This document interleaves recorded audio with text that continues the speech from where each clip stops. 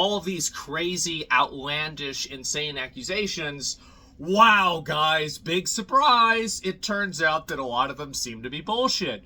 They found no evidence for many of them, but I think that a lot of the more outlandish ones, the, employee killing herself, the breast milk stuff, some of the, like, the Cosby room, all the, like, really extreme stuff, a lot of that stuff probably wasn't true. Like, the California government and independent investigations, and also you have people coming out and then taking back what they were saying. I mean, you put all these things together, and you're starting to come to, a bit of a conclusion that maybe this didn't happen the way they said it did, right?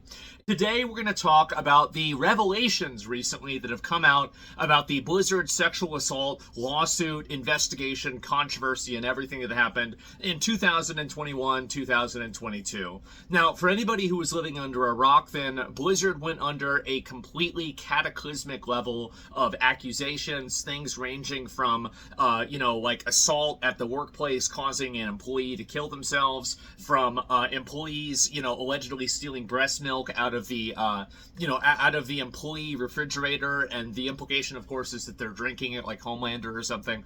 Like, whenever this happened, obviously, I think that it really was the perfect storm for Blizzard because, I mean, at the time, Shadowlands was a piece of shit. Overwatch was garbage. People hated Overwatch. Heroes of the Storm was dead. You would say StarCraft is dead, but that would imply that Blizzard knows what StarCraft even is. And basically every other... Warcraft Reforged came out and it was terrible. Basically, Blizzard, instead of couldn't miss, Blizzard couldn't hit. They were getting every single thing wrong in every single game. And this was coming off of the heels of Battle for Azeroth that was also a piece of shit. So basically, the amount of hostility, animosity, and frustration towards Blizzard was at an all-time high. Like, it was never going to be, any better, any worse than this. And so I do think that, like, maybe 20, 30%, maybe even 40% of some of the accusations made against Blizzard were accurate. And I think that they were true. And I think Blizzard should have been held accountable for that.